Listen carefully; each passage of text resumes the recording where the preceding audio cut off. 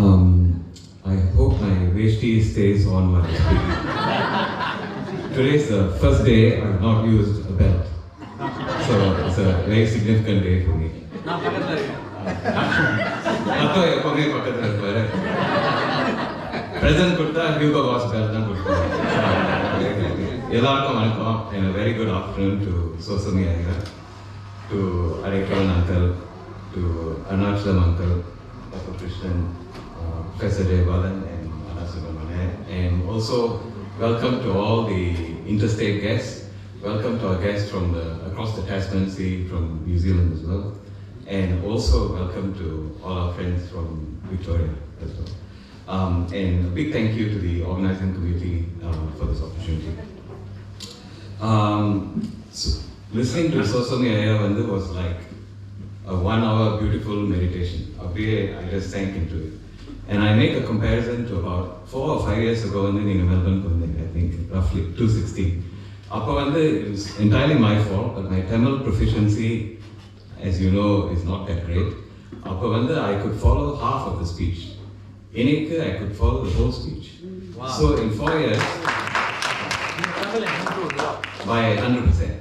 Yes, my Tamil is improved by 100%, and for that I have to thank two situations. One is I have to thank my wife. Whenever she is affectionate or angry with me, she switches to Tamil. The other is I have to thank the wonderful teacher we have in Melbourne, Valli teacher, who is not teaching me, she's teaching my daughter Melika, and whenever they have a lesson, I am nearby in the kitchen. So I have learned so much through that, so thank you very much for that. The topic I'm going to talk upon today is the Australia-India relationship in the 21st century. Now, I think some of you may be wondering, what am I going to talk about, right? And until 2 a.m. yesterday, I was also wondering, what am I going to talk about? But fortunately, some of my good friends here invited me to a tea party last night. And I promise you only tea was served.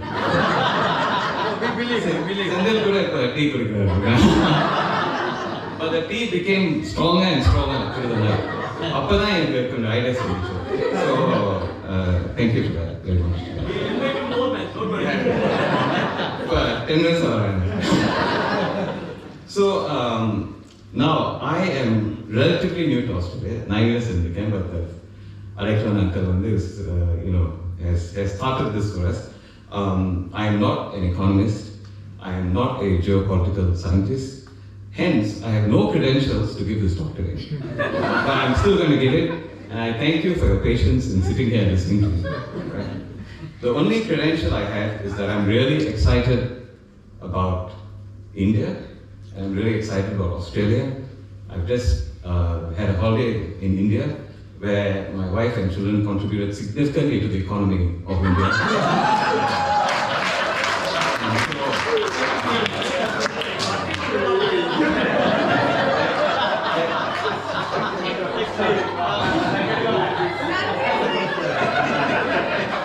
There is another credential here. Not only just your wife. Okay, all right. And I think we're going to discuss that in the debate today. I think we should start the debate now. We'll start and finish it now. But I believe we are in the cusp of a very exciting 30 to 50 years in the India-Australia relationship. Why do I feel that? India's economy is now number 6 in the world and increasing. Australia's economy is number 13 in the world. India is 5. Right. Okay. I was just testing it. So, correct me along the way, all the way. Maybe the tea was not too strong. Actually, no, now I can talk because today we are having another light tea session. India will be the biggest population in the world in about 5 years. No. We will. Next year. Next year, okay, yes. We also. So, another tea.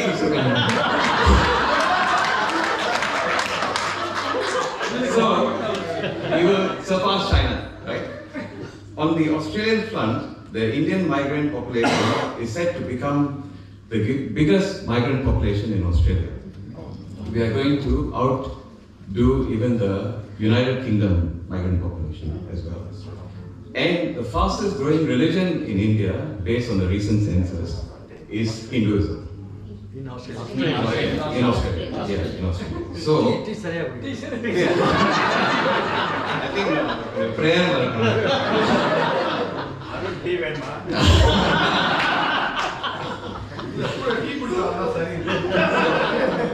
But there's also something else happening. The ex-Prime Minister Scott Morrison and the current Prime Minister Anthony Albanese specifically campaigned towards the Indian population because there was a significant vote bank at hand.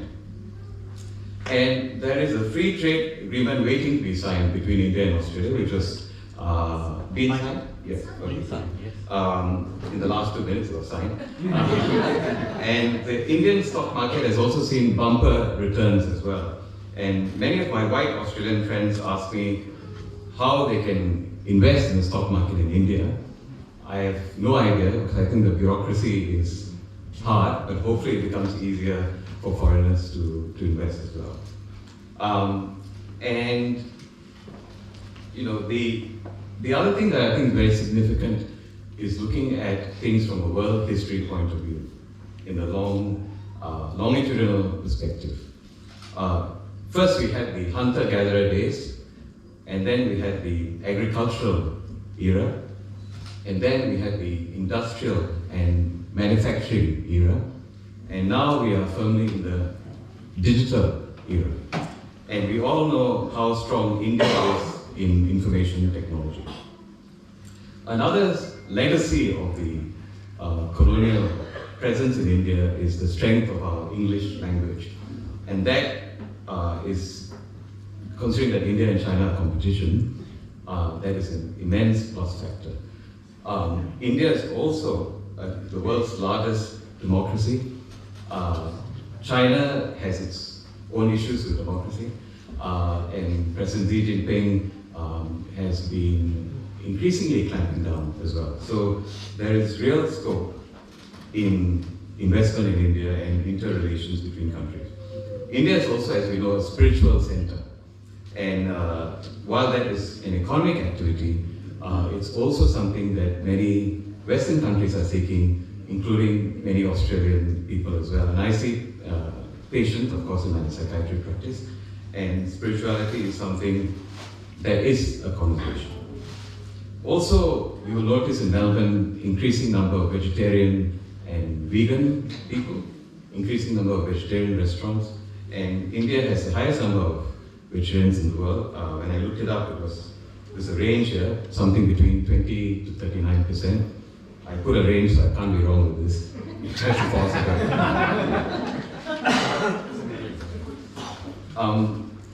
And then there is also another, I think, very significant fact. Looking at the history of medicine, it's only in the last 20 to 30 years that Western medicine has really understood that the mind and body are connected. Whereas in Indian tradition, we go back 5,000 years to the yoga tradition as well. And that explains partly the resurgence of yoga and the growth of yoga in the Western world.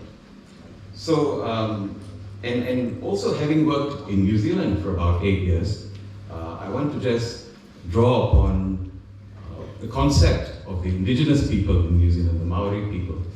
The Maori people believe that there are 4 pillars for health. One is physical health, one is mental health, one is family health, and one is spirituality. So they believe that all these 4 pillars are required for one to be a balanced individual. And I think this is very much reflected in our Indian culture, the importance of family, spirituality, and also taking care of our mental and physical health. And so these are some of the factors, and that, you know, put it as a very interesting time for the India-Australian relationship. Another very important thing is Ponniyin Selvan was released yesterday, and some of us have already watched it, despite being here. I traveled and come back. And of course, in an earlier speech, it was alluded, Rajaraja told him 1,000 years ago how his empire, not just expanded within South Asia, but also across Southeast Asia. And then we go back even further to 3000 BC and the Indus Mohenjo-daro civilization, which had a very systematic road network. It had grids, it had sanitation, and it is regarded, and was twice the size of Mesopotamia. So it's regarded as the first, one of the first most organized civilizations as well. So we can go back very far in Indian traditions to see structure, organization, and we can see the immense potential that lies there as well. Another significant fact, and this is happening within Australia, is I think there's a subtle but a very important shift that Australia is increasingly seeing itself not as a Western country, but as a part of Asia. And we are a part of Asia geographically. And this means that ties with Asian countries become even more important. The Australian Foreign Minister, Penny Wong, as soon as she was elected, went on a whirlwind tour of Asian countries as well, which really emphasizes how much the current government is treating Asian relations. Australia is also part of the Quad alliance. The Quad is a security alliance between Australia, Japan, United States, and India. And also, Australia and India signed a military cooperation agreement in April 22 this year. And when there's military cooperation, you know how significant and how much closer these countries are getting. So, for all the above reasons, I think it's a very exciting time for Australia-India relations. And I think for us as Indians in Australia, we have a very important role in building bridges. And today we're going to hear from 6 entrepreneurs this afternoon, including Anamali, who will be speaking about some of their experiences, which also involve transfer of material from India to Australia. So, in short, it's a very exciting time. So thank you for indulging me on a topic that I have no expertise on, and I wish you a good afternoon.